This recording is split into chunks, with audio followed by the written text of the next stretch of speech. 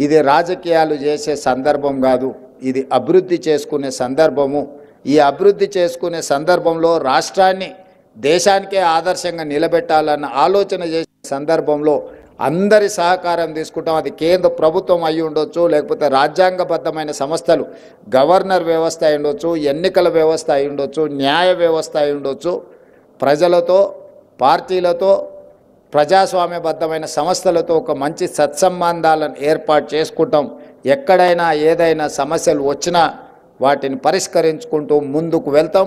మా సంకల్పంలో, మా ఆలోచనలో స్పష్టత ఉంది. సంకల్ప బలం ఉంటే దేవుడు కూడా కనుకరిస్తారని చెప్పి ఇప్పుడే మా ఉప ముఖ్యమంత్రి గారు చెప్తున్నారు. నా జీవితంలో పెట్టుకున్న సంకల్పం ఏది ఇంతవరకు నేను ఫెయిల్ కాలేదు. నేను అనుకున్న ప్రతి సంకల్పం నెరవేరింది. ఈరోజు తెలంగాణను కూడా తెలంగాణ రైజింగ్ 2050 ప్రణాళిక తీసుకొచ్చి ఈ దేశానికే తెలంగాణను ఆదర్శంగా నిలబెట్టి ఒక అద్భుతమైన అభివృద్ధి చెందిన రాష్ట్రంగా తెలంగాణను ముందుకు తీసుకువెళ్ళాలనుకుంటున్నా. మా సంకల్ప బలంలో దోషం లేదు. మీ అందరి ఆశీర్వాదంతో ఈ దేశానికే తెలంగాణను ఆదర్శంగా నిలబెడతామని తెలియజేస్తూ మరొక్కసారి ఈ ఉగాది శుభాకాంక్షలు మీ అందరికి తెలియజేస్తూ సెలవు తీసుకుంటున్నా. ధన్యవాదాలు మిత్రులారా.